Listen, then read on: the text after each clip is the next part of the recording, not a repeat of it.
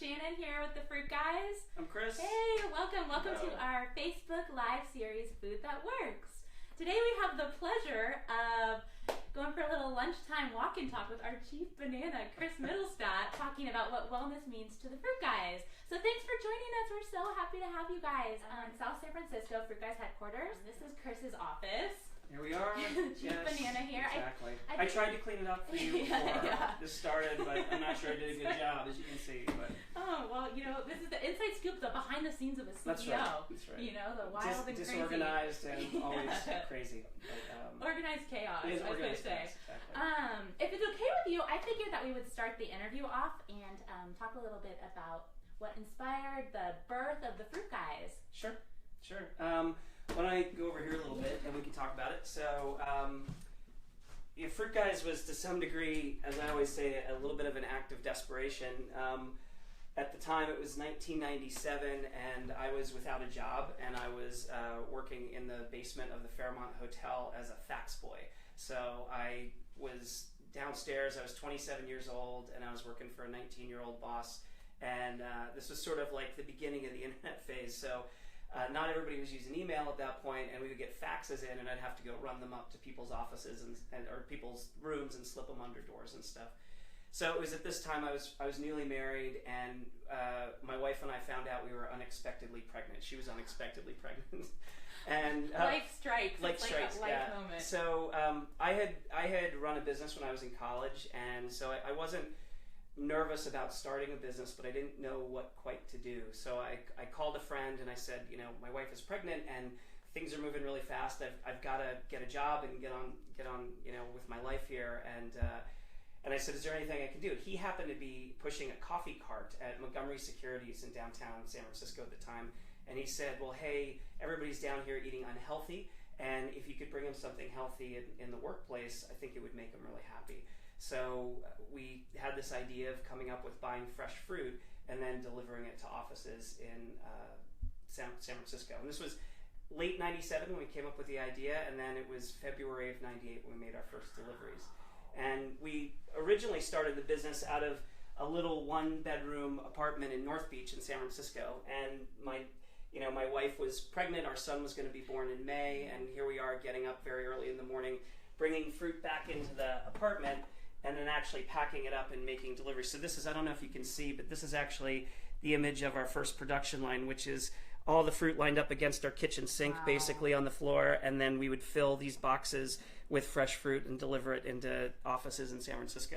Wow. And so did you build this crate then too with your own hands? Yeah, so maybe this was actually our old home phone number, and you know, we had simple voicemail back then, so we'd say, you know, people would call and I would say, hi, thanks for calling the Fruit Guys, please leave a message, and I'd pause for like 10 seconds and say, and hit 2 if you'd like to leave a message for Chris and Pia, you know. So we're using our home. This is a personal call. A personal call, right? So yeah, we handmade these wooden crates, so and awesome. we filled them with fruit and made deliveries, but we soon realized that these were getting stolen so quickly because people were using them for planters so cool. or those kinds of things. So we had to switch to a cardboard box, which we did. So right. And added the North Beach apartment, which is the, you know, it's like inspiring piece of the whole thing. It's like, gosh, what you can do with it was crazy. Some gusto, a little risk taking, and then this is, I don't know if you can see this as well too, but this is a photo of our first morning of deliveries where the crates are actually stacked by our door in this in this apartment here. I'll pull this down actually. Maybe this is easier to look at if it's down. But this was actually our first day of deliveries, where they were stacked right by the door in our little hallway, so you can see the books there, and then all the crates stacked with fruit, ready to go. So it was crazy. It was insane. Oh, I love it. So awesome. Yeah. So that's the synchronicity piece of it is really cool. That's something. And we can walk and talk here, just the spirit of the conversation.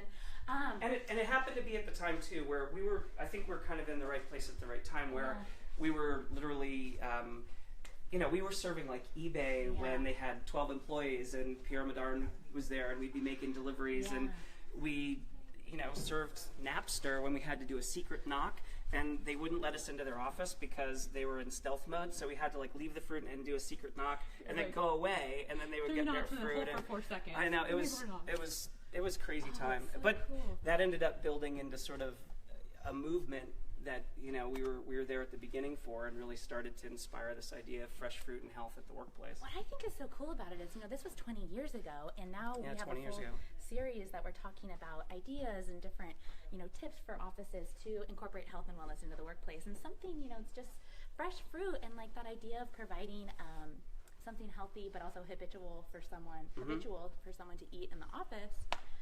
It's genius. It's so genius. So for you, when your friend, threw that idea out there, did you have a bigger, now you're a nationwide business, team members all over the place. Did you have did the vision expand to that point when he originally? Not originally. I think, to be honest, I think, it's interesting. I have a whole, learning that I went through about business and, what the expectation of business is. Because we've been a business that very much has grown as a family business has, bootstrapping it all along and only taking the steps that we're able to take at the time. And the part back then that was, I think, really healthy for us was that while we might have had ambitions to grow, we actually had to check those ambitions against the reality of where we were at the time. Yep. So we might have wanted to expand beyond where we were, but we couldn't. And that was actually healthy in a way, because it kept us honest about where we were, and we only did what we could. The business definitely almost fell off the rails when, we had this big run up during the .com originally, and then the .com bust happened in 2001, and we had sort of overexpanded even in the Bay Area and had gotten ourselves a little bit in trouble. And it was one of those things where, we were lucky to survive then and kind of be able to keep going. But the interesting thing that came out of that was that we started, a lot of people who lost their jobs during the first .com round, they would then leave the Bay Area, and we started getting calls from people that had used to work in the Bay Area but then were now working in New York or in Washington. And they would say, I would love to find you guys out here on the East Coast because I can't get what you used to do in the Bay Area. And so we actually started experimenting with shipping fruit across the country. And we actually built up enough of a fan base that then people would call us up and ask us to send them fruit outside of the Bay Area. And that really was the thing, that the fan base that we had, I think, started here and then that started to expand around the country really was the thing that then drove our expansion. And again, all of the best ideas have always come from our customers. They've always told us what they wanted and needed, and our ability then to kind of follow them was actually what allowed us to grow. Well, what I love about that too is that it's that idea of organic growth, no pun intended, but how it was just very natural. It was very natural. Yeah, you were able to just take it in strides. And well, it often was stressful. It wasn't. It was natural, but it was.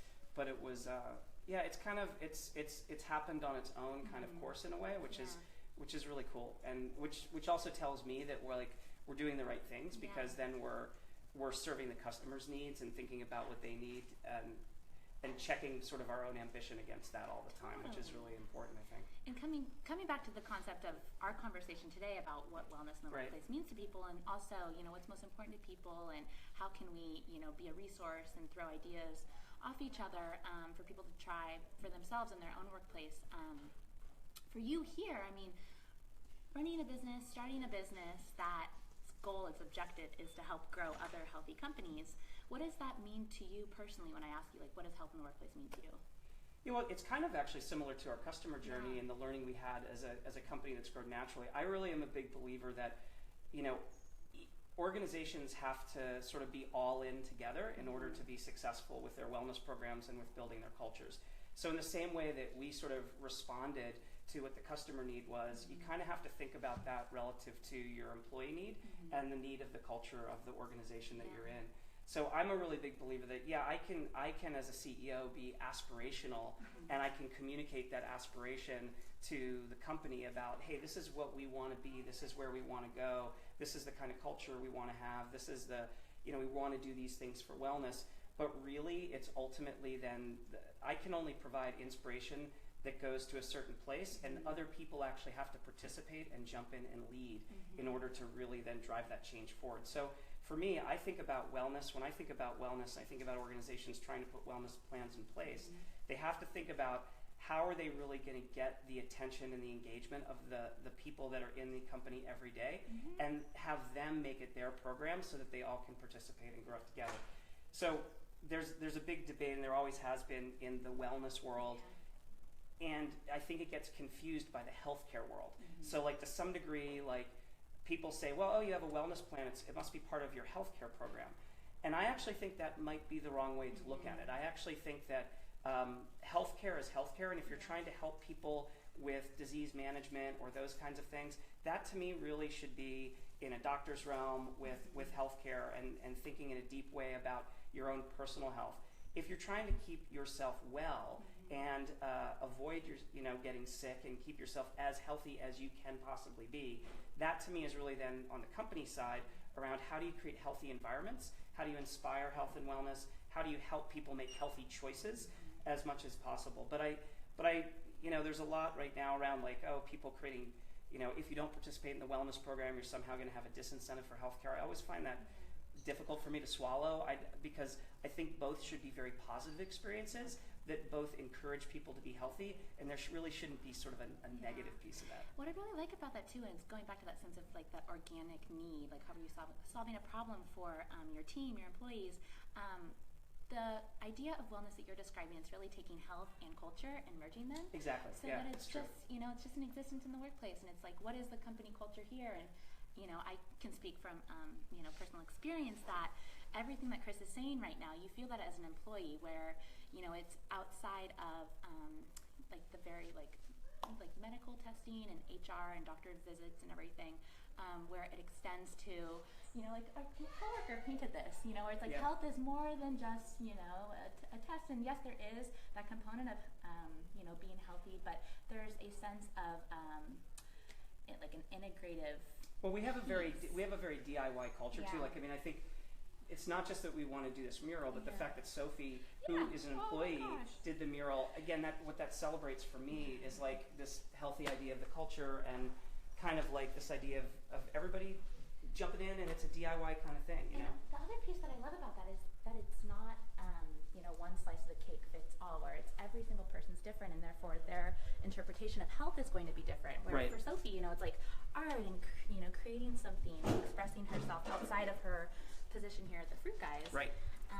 But then also just opening it up and recognizing all of those, interests are going to change depending on who the team member is.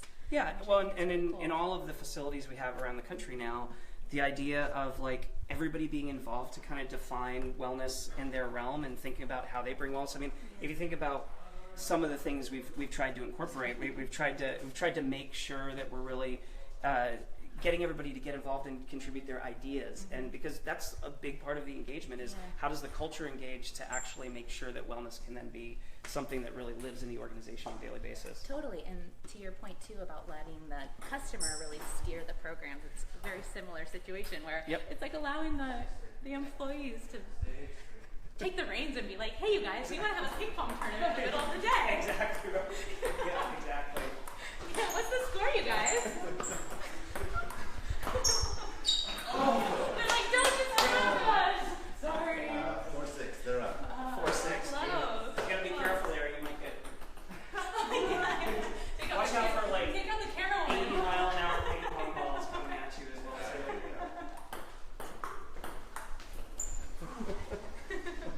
All right, 4-7. All right. Yeah, We'll get out of their way. Yeah, seriously. What's on the line here, though, you guys? Is there a Lunch? Uh-oh. Oh! Oh! That was awesome. That was awesome. Yeah, no, and it like every facility, right? Everybody does their different and they do their what they think is the right thing to do, So I love it. I love it too. It's really cool. And it's cool. So also, just speaking on behalf of being a team member in the FruitGuys, is getting to know people from across the country. Where say you've never actually met them in person, but having our Google Hangout meetings, and getting to know just different interests, and there definitely is an underlying theme. I feel like with the FruitGuys culture of being fun and quirky and expressive. Yes. And I think that comes a lot from you supporting people to dress up in banana suits. Yeah, first and foremost. Exactly. First and foremost. Whenever possible, put a banana suit on. Exactly. I don't know if you can wear a costume, please do. Yes, Let's just definitely. get that. Yeah, let's get that perfectly Exactly. clear. Yep. Whenever possible, if you could put a banana suit on, that Yeah. absolutely takes any frown, flips upside down. Yes. But then also just taking risks and being Yeah. comfortable with exploring interests and just creating that safe space for people to develop who they are. Yeah. So I think of the Fruit Guys too, and it's like you have a company that helps grow healthy companies, but also in a way it's helping grow employees and helping people Oh yeah. develop skills. And I think that's a huge piece of wellness in the workplace that I think people can easily explore in their own office, where if you have an interest in painting, you Yeah. don't necessarily have to pitch it to your boss to put it up on the wall, but maybe Right. just start a group, or Yeah. similarly, if you like ping pong, see who else in the office is, Yeah, I mean, I think too, as we think about like wellness programs and what we've done, like we have steering committees as well, or like we have, each office has a different break room committee, and they like kind of define what they're looking for in their facility, and those are really can be regional decisions. And again, we want to always encourage health and wellness and support. And again, best way to do that is by getting participation. Totally. To some degree, it's very, I kind of look at it like sort of like I don't know, it's almost like a democratic process, in that we want it to be an open way of people to participate together for a better outcome. I mean, to me, that's what work is all about, and to some degree, that's kind of the founding of our concept, right? We bring in fresh fruit into office break rooms so people can come together, they can eat something healthy, and then as a team, they have to work together every day, and they want to be at their best performance so that they can do the best they can when they're at work. Totally. I think that's another piece of it too, is feeling like you're contributing to like the whole, Right. where it's like your role makes an impact, and understanding how that impact, impacts the greater good of the company. And Yeah. I think it encourages a sense of ownership, and then also for people to take responsibility, but then also pride in their contribution is really cool. Yeah, and we've always been a company too that's been, since day one, since we started delivering fruit, whenever we would have leftover fruit, right, we'd always make donations to organizations that feed the hungry. And that's actually been something for us that I love personally, as wanting to always be a mission-driven company. But as we've grown, we've had the ability really to expand then those programs and start to think differently about what those programs actually are and what they mean. So for us now, we've got the donation program that we do nationwide in every facility, and then we also have the FruitGuys Community Fund, where we make grants to farmers for sustainability projects. And the part I love about that is that employees and everybody, all team members across the United States, can be involved in that program, right? Like everybody in each facility, we're making donations, and when we do our FruitGuys Community Fund, if folks want to sign up to be part of the grant committee, internal to FruitGuys or just sort of in the world at large, anybody's encouraged to do so. And we can really build a community of people that are interested in helping to support people, which is cool. I think the philanthropic slice of that, when you think of health as like a pie, is also a really important part that might not necessarily get talked about when we talk about health and wellness in the workplace, on every forum. And it really does make an impact if someone feels and knows that their role in a company is impacting something greater than themselves. And I think just to wrap up our conversation, Chris, do you have any final thoughts on tips or tricks or different things that you like to do personally to stay healthy in the workplace or out of the workplace?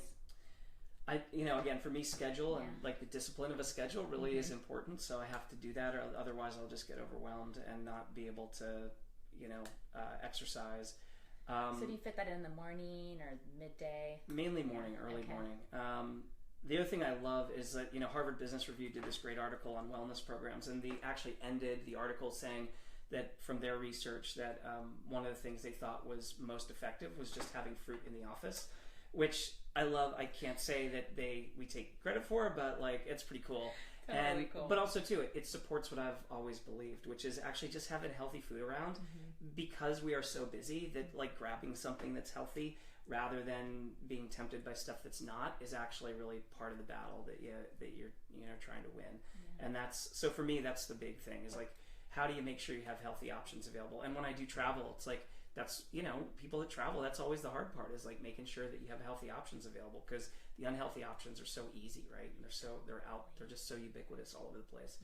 So what's your favorite fruit? This time of year, I love cherries. We're not quite there yet, so I don't want to get people's hopes up too early. But still waiting on stone fruit. But I will gorge myself on cherries if given the opportunity. So a big bowl on your desk, and you're like, all right. Yeah. I have to be careful. So otherwise, I will hoard them for myself. But I love cherries. So they're awesome. Good deal. Yeah. And then How about you? Yeah. Oh my gosh, my favorite fruit. God, it depends. I'm a big grapefruit fan, which is weird. I'll just love a good grapefruit. Stone fruit, yum. It depends on the day. I'm such like a can't make up my mind ever. It's like if it's a Monday, I go for the there you go, variety, spice life. Right? Tuesdays, But yeah, I love it all, and I'm so grateful for the fruit that we have in our office, and just to work in the FruitGuys it's incomparable. I've never had a job like it. It doesn't feel like work. So thank you. Thank you. And thanks for everyone for tuning in. Thank you guys. Make sure there weren't any final questions here. I don't think we do have any. But if any further questions come for Chris after we finish filming, hop into the comment box and we'll be sure that we get them answered for you. Yeah. All right. We'll see you next time. Thanks, everybody. Take care. Bye-bye.